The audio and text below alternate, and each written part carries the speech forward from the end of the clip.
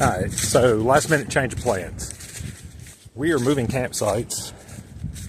Like I said, that other one was just a little bit more on the sketch side and didn't have a fire pit. So, and 25 degrees tonight, I'd like a fire.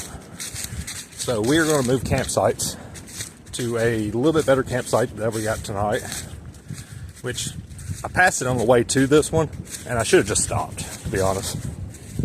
But the water source is down here. So I was trying to get as close to the water as I possibly could. Now I'm just wasting more water. So that's where we're at currently.